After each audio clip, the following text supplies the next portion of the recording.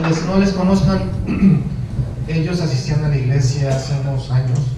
Falta uno de sus hijos, Ibsen, que no lo veo, yo supongo que ya está más alto. Ellos son de Brasil, de hecho. No sé si tú, Edson, eres mexicano. No, Brasil, sobre el corazón. Yo sé, pues, entiendo, vamos a tener un conflicto el lunes, pero bueno, ese va a ser otro tema, ¿no? Bienvenidos y qué bueno que están por acá, ¿no? Vamos a ver. Señor, te damos tantas gracias por este día y te damos gracias, Señor, por los hermanos, los amigos de muchos años que están con nosotros. Te suplicamos también por la iglesia, Señor, que tú nos bendigas. Te damos gracias también por la vida de nuestro hermano David, Señor, que está aquí con nosotros, y te suplicamos, Señor, que tu Espíritu guíe lo que hacemos el día de hoy. Te damos gracias en nombre del Señor Jesús. Amén. En la semana estuve viendo una película. Bueno, ese día terminó un poco más temprano. Trabajo en la Ciudad de México y me puse a ver una película en el cuarto de hotel. Es una película que a lo mejor usted ha visto o no la ha visto. Sin embargo, el tema ahí hablan sobre el cielo, ¿no? Y que el cielo como tal es real. Bueno, en la trama fundamental podrá gustarnos, no podrá gustarnos. Sin embargo, quiero rescatar un punto ahí. El punto ahí es el papá. Se supone que el niño había subido al cielo en una operación, y el papá era un pastor de una iglesia metodista, y él al final estaba conflictuado por creer lo que había sucedido o no creerlo, ¿no? Y en un momento dado él dice, bueno, nosotros enseñamos en la iglesia acerca del cielo y les decimos a los niños que crean acerca de todo esto, ¿no? Entonces nosotros, ¿cómo podemos de alguna manera encauzar una creencia de este tipo, ¿no? Bueno, había una señora que no estaba muy de acuerdo con toda esta discusión, y ella decía, es que nosotros no podemos empezar a dejar entrar a la iglesia ese tipo de cosas, de locuras o de excesos. Y finalmente, quizás lo que yo prefiero en una iglesia es de que todo vaya calmado, que todo vaya bien y que al final todo vaya en cierta circunstancia, ¿no? Bueno, y eso me hizo pensar un poco. ¿Por qué? Porque al final nosotros como cristianos, como creyentes, pretendemos o queremos muchas veces que la situación sea lo más normal posible, ¿no? Es decir, que las cosas vayan con cierto camino, que no nos molesten en el camino y que nuestra vida sea lo más tranquila posible, ¿no? Sin embargo, realmente nosotros predicamos algo que es espiritual, es decir, nosotros estamos predicando un reino. Estamos predicando un reino que, si bien en este momento no es material, no es en el sentido de que existe realmente una figura política que gobierna, sí hay una figura celestial que gobierna nuestros corazones y gobierna a un grupo de personas que son el pueblo de Dios, ¿no? Ahora, y esa predicación espiritual va un poquito más allá, ¿no? Platicamos hace 2 domingos acerca de una misión importantísima que tiene la iglesia, ¿no? Y la misión es que predicar el evangelio, ¿no? ¿Y qué evangelio es el que vamos a predicar? Bueno, lo estuvimos desarrollando ahí, ¿no? Que básicamente tendría que ver con que evidentemente nosotros estamos totalmente alejados de la persona de Dios, que nosotros evidentemente no buscamos a Dios, y que Dios hizo absolutamente todo lo necesario para que nosotros pudiésemos estar con Él, ¿no? Y al final esa fe que nosotros requerimos, el Señor la provee de la misma manera, ¿no? Y esa fe produce, ¿qué? Salvación. La salvación es por fe y es para fe. Eso lo dejamos asentado. Este domingo vamos a hablar de otra misión importante. Vamos a ir a Mateo capítulo 28, por favor.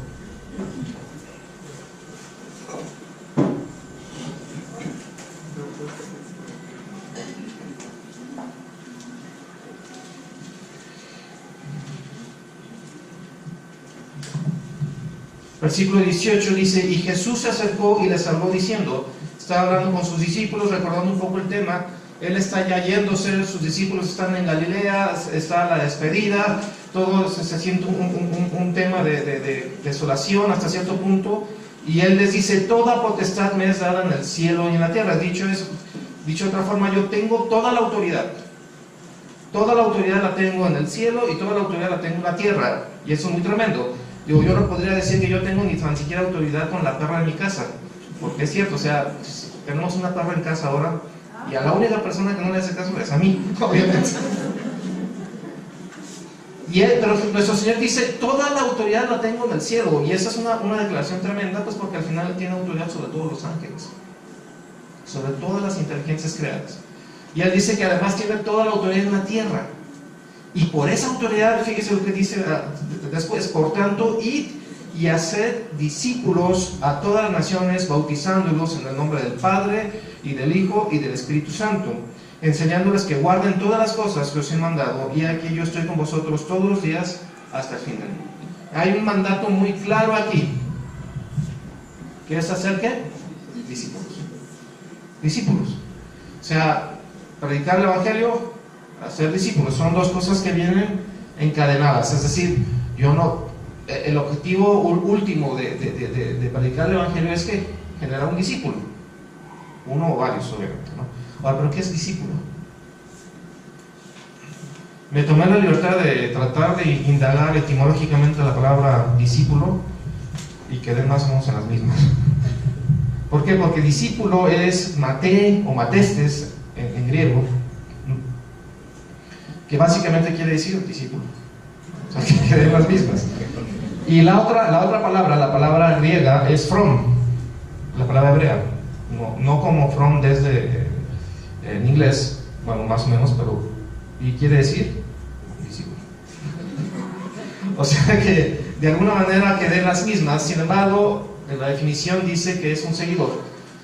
Y básicamente, y si hay una aclaración, en el siglo I, en la cultura judía o israelí, de alguna forma hacía referencia a aquellos que seguían a líderes religiosos. Un caso muy particular era Saulo, ¿no? Saulo, él dejó Tarsis y se vino hacia Tarso, pues, y se vino hacia Jerusalén para estudiar, ser rabino. ¿Con quién? Con Gamaliel. ¿Sí? Ese es un ejemplo, ¿no? Ahora, básicamente, ¿qué es lo que hacían? Les enseñaban, en este caso, como era rabinato, les enseñaban todas las ceremonias judías, todas las fiestas judías, la Torá. Se tenían que saber la Torá o la ley, pues casi de memoria. Tenían necesidad de saber escribir y transmitir y enseñar y todas las cuestiones morales y todo este asunto, ¿no? Así era el ser discípulo de un rabino, ¿no? Y en este caso, nosotros, como creyentes, como iglesia, nuestra misión es hacer discípulos, y eso quiere decir que de alguna forma sean seguidores ¿de quién? De nuestro Señor Jesucristo.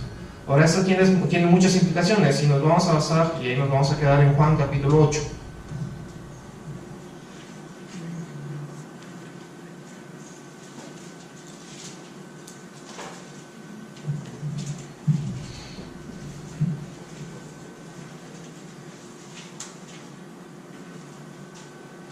Versículo 29 dice, y un poco de contexto, resulta ser que para variar, los fariseos estaban disputando con nuestro Señor Jesucristo, ¿no? Y estaban diciendo que de alguna manera pues ellos eran libres, que de alguna manera ellos eran descendientes del linaje de Abraham y que por lo tanto pues, siempre habían sido libres, ¿no? Aquí se les olvidó un pequeño detalle, que ellos estaban sojuzgados por el imperio romano en ese momento.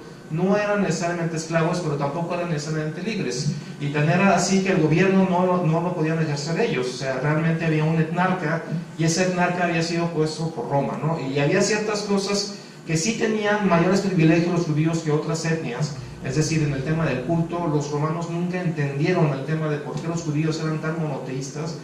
De hecho, cuando llegó Tito y derribó el templo propiamente, cuenta la historia que muchos soldados se metieron al lugar santísimo para ver qué es lo que adoraban, y que quedaron totalmente estupefactos al no encontrar absolutamente nada. Entonces ellos decían que eran ateos, dicho de otra forma, ¿no? O sea, porque no tenían nada que adorar. Sí, así eran los judíos. Ahora, el tema es de que finalmente, si bien tenían esas libertades, al final no eran libres. Y ellos se comenzaron a disputar con nuestro Señor Jesucristo, y Él dice, con un antecedente, dice, porque el que me envió, y está hablando del Padre Celestial, conmigo está, no me ha dejado solo el Padre, porque yo hago, ¿cuánto tiempo? Siempre, ¿qué? Lo que le agrada a Dios. O sea, continuamente yo estoy agradando a Dios. ¿Eso lo puedo decir yo? Pues evidentemente no. No hay una continuidad en el agrado a Dios, ¿no? Dice, hablando de estas cosas, muchos creyeron en Él. O sea, muchos creyeron, ¿por qué? Por la palabra. Por la palabra que estaba siendo predicada, ¿por quién? Con toda la autoridad de nuestro Señor Jesucristo. Ahora fíjese, dijo entonces Jesús, ¿a quiénes? A los judíos que habían creído en Él. Si vosotros permaneciereis en mi palabra, seréis ¿qué? Mis discípulos. Bueno, y aquí hay 3 opciones. Primera opción, no ser su discípulo. El caso de todos los fariseos que estaban disputando con ellos, no, la mayor parte de ellos. Sin embargo, hay una segunda opción, ser su discípulo. Y hay una tercera opción, pensar que soy su discípulo y no ser su discípulo. ¿Se da cuenta? 3 opciones. No ser su discípulo, ser su discípulo y pensar que soy su discípulo y no lo soy. ¿Por qué? Porque la aclaración de nuestro Señor Jesucristo no tendría sentido si no hay estos 3 grupos. ¿Por qué? Porque Él habla a aquellos que dijeron que creían en Él y les dijo, y hay una condicionante, si vosotros permanecéis ¿en qué? En mi palabra, entonces, es una condicionante, seréis verdaderamente ¿qué? Mis discípulos. O sea que hay discípulos que no son verdaderamente ¿qué? Sus discípulos, y son aquellos que ¿qué? Que no permanecen en su palabra. ¿Se da cuenta? Y aquí viene una cuestión importante para nuestras vidas. ¿Permanecemos en su palabra? O lo que significa permanecer en su palabra. ¿Y por qué la importancia de permanecer en su palabra? Ahora, ¿qué quiere decir permanecer en su palabra? Bueno, la palabra de Dios, o los dichos de Jesús, las cosas que estuvo diciendo que están registradas en los 4 evangelios, de alguna forma, siempre, al final terminaron ¿en quién? En Él. Un ejemplo muy claro. Él dijo, yo soy la luz del mundo. Esas son sus palabras. Y el que me sigue no andará ¿en qué? En tinieblas. Él dijo de sí mismo también, yo soy el buen pastor. Y las ovejas oyen ¿qué? Mi voz. Yo soy el pan de vida, dijo él también, ¿no? ¿Lo recuerdan? Dijo ya también, yo soy la resurrección y la vida. Diciendo todas estas cosas, Juan capítulo 19, se han escrito para que creamos ¿en quién? En Jesús. Y para que creyendo en Él tengamos ¿qué? Vida eterna. ¿Se da cuenta? Las palabras de nuestro Señor Jesucristo, la palabra de Dios, termina ¿en quién? En Jesús. ¿Cuál es el poder de este libro? El poder de este libro no es el peso propiamente, aunque hay algunas más pesadas. Para mí es una pena decir que ya necesito letras más grandes y que la Biblia que yo tenía antes pues ya no la puedo leer, ¿no? Por lo tanto mi Biblia es más pesada. No es el peso de la palabra de Dios eso, no, a eso no se refiere. El peso y el poder de este libro es que describe ¿quién? A la persona de Dios, a la persona de nuestro Señor Jesús. Y esa descripción de la persona de Jesús debe producir en nosotros ¿qué? En los verdaderos discípulos. ¿Qué produce? Gozo. ¿Qué más qué debe producir? Alegría. ¿Qué más debe de producir? ¿Qué más? Salvación. Esperanza. ¿Qué más? Seguridad. ¿Qué más produce la palabra de Dios en usted? Vida eterna. Paz, amor y una profunda devoción a la persona de ¿quién? De Dios. Por lo tanto, permanecer en la palabra, y lo voy a leer, es atesorar, valorar, disfrutar, desgustar, inquirir, memorizar, estudiar, enseñar, amar la palabra de Dios. ¿Y eso es qué? Permanecer. Permanecer. ¿Nosotros permanecemos en la palabra de Dios? ¿Usted permanece en la palabra de Dios? ¿Por qué? Porque lo contrario de todo esto, de alguna forma, es no dejar de confiar en ella. Es no dejar de ver la belleza que hay en ella. ¿Por qué hay belleza en ella? Porque al final describe la persona de ¿quién? De Jesús. Y Jesús es bello. Y tiene que ser la persona más apreciable por nosotros. No podemos dejar de sentir paz en su refugio. Es decir, cuando nosotros nos sentimos apenados y totalmente sobajados por el mundo, por la aflicción natural del mundo, por el sufrimiento natural del mundo, ¿a quién recurrimos? ¿A quién recurres? ¿Y en dónde encuentra consuelo? En la palabra de Dios. En su palabra. No dejamos de alimentarnos por ella. La palabra de Dios alimenta nuestra alma, alimenta ¿qué? Nuestra fe. El fe es ¿por qué? Y el oír por la palabra de Dios. Dejamos de alimentarnos espiritualmente de la palabra de Dios, lo hacemos, entonces no estamos permaneciendo en ella. Continuamente, ¿usted cuándo come? Digo, a veces comemos unos más y otros menos, no unos hasta 5, 6, 7 o hasta 10 veces, unos que son continuos en el tiempo, no dejan de comer día a día. La idea es esa. Nosotros no debemos de dejar de alimentarnos continuamente en la palabra de Dios. Y para ello la palabra de Dios tiene que estar muy presente ¿en dónde? En nuestra mente. ¿Qué sucede cuando usted deja que su mente se entretenga en 1000 cosas? ¿Qué sucede cuando usted está rumiando los problemas de su trabajo? ¿Hay paz en su corazón? O los problemas de su casa, estar dándole vuelta y vuelta y vuelta y vuelta. ¿Hay paz en su corazón? Los problemas con su esposa, con su esposo. Los problemas personales. Pero ¿qué sucede cuando usted continuamente en su pensamiento está la palabra de Dios? ¿Qué hay en su corazón en este momento? Paz. Hay esperanza, ¿no? Hay esperanza porque usted sabe que al final ningún problema es mayor que la persona de nuestro Señor. Ninguna aflicción es mayor que la persona de nuestro Señor. ¿Se da cuenta? No dejar de beber de ella para refrescar el alma. No dejar de beber de ella para refrescar el alma. Usted se siente cansado muchas veces, como dice el himno, cansado y abatido. ¿Qué sucede cuando usted está cansado después de haber corrido así como yo 3, 4, 5 kilómetros? Llega a su casa totalmente acalorada. Ayer tuve una jornada muy interesante porque fui 5 veces al taller porque estaba la camioneta en servicio y caminé más o menos ese trayecto. Siempre que llegaba a la casa ustedes tomaba agua con hielo. Yo antes no tomaba agua con hielo, pues ahora sí. Y me refrescaba. Así es la palabra de Dios. Y los discípulos no dejan de refrescarse en la palabra de Dios cuando se sienten cansados y abatidos.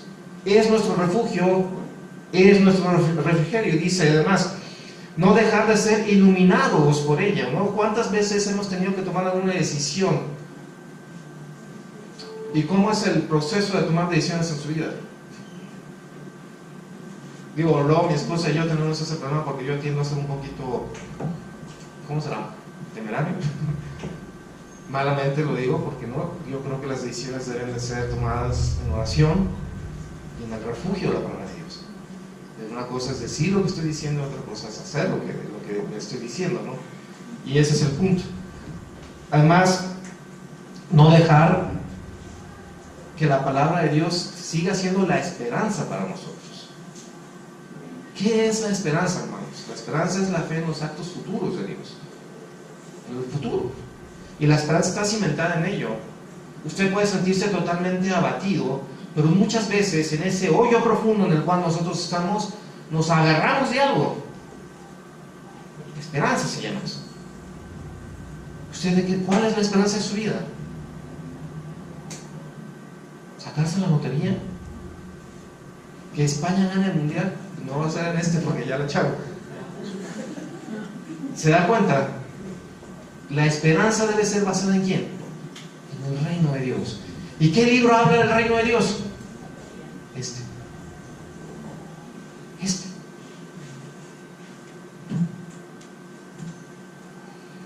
Ahora es muy importante que esta verdad que está aquí en este libro no sea equiparada con ninguna otra verdad. O sea, no se da el caso de que la esperanza que viene en la Biblia sea igual que la del Corán. No es así.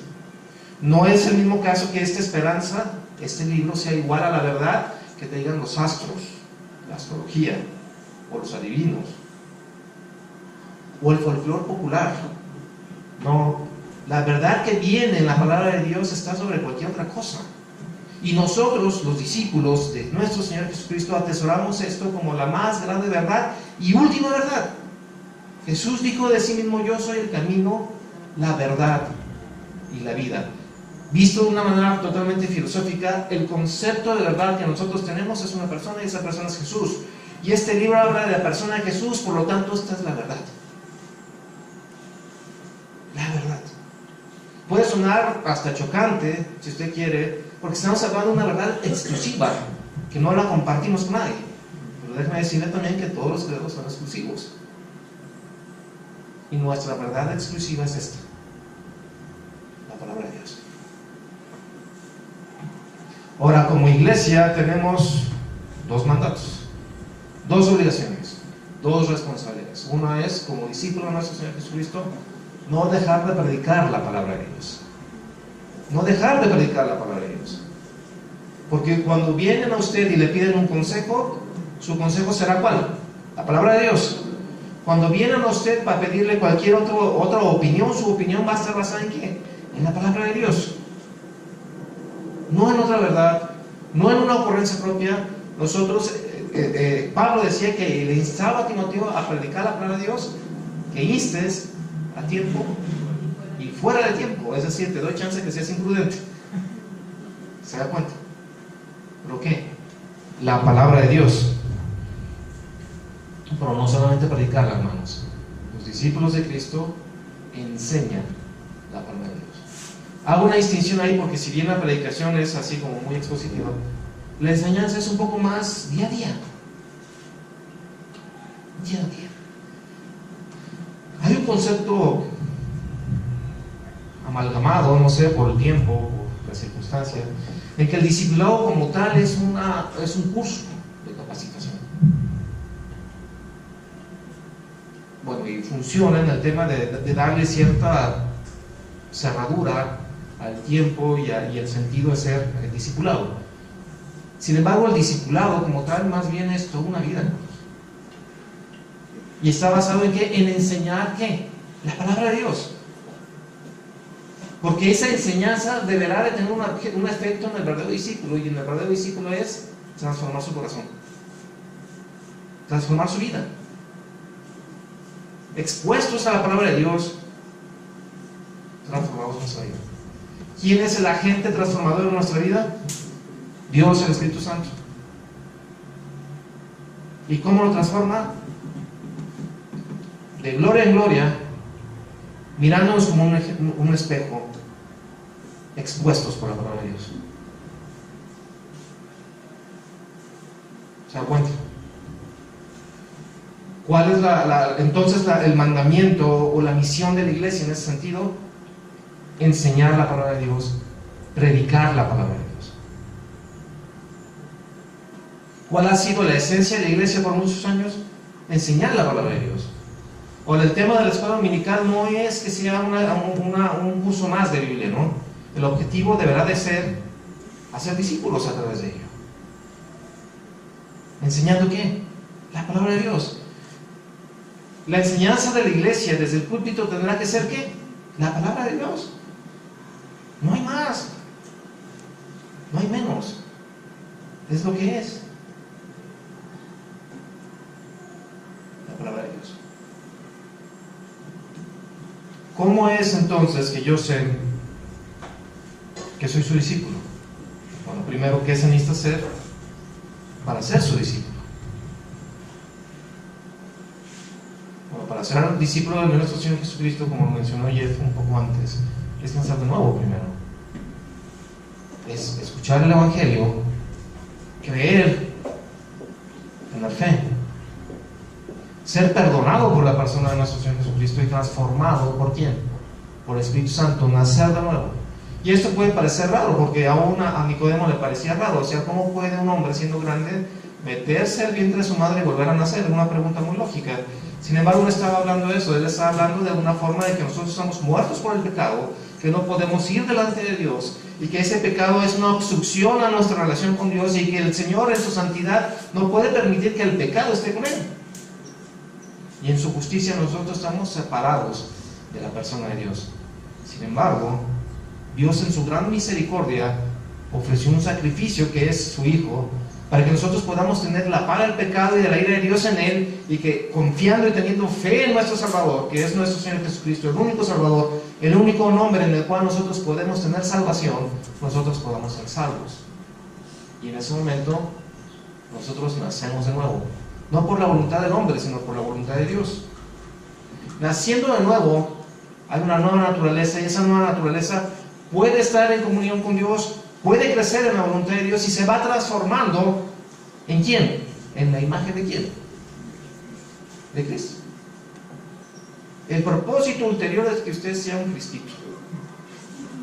Un cristito, digo, porque la magnitud de nuestro Señor Jesucristo es enorme, pero usted será una imagen de Cristo, y esa imagen recordará lo que dijo Jesús: Él siempre hace lo que le agrada a Dios. El propósito ulterior de Dios es que usted siempre haga lo que le agrada a Dios. Siempre. Y ese, hermano, es un proceso. Vamos a... Señor, te damos tantas gracias por este día, y te damos gracias por tu palabra, te damos gracias por el sacrificio de nuestro Señor Jesús, que nos da salvación. Te damos gracias, Señor, por Dios el Espíritu, que nos cambia, que nos hace renacer, que al final, Señor, al final veremos tu rostro, Señor, y quedaremos muy complacidos con ello. Te damos gracias por tu amor, y ahora suplicamos que en tu Espíritu, Señor, haya ese consuelo, Señor, esa paz y esa guianza. Te damos gracias en nombre de nuestro Señor Jesucristo.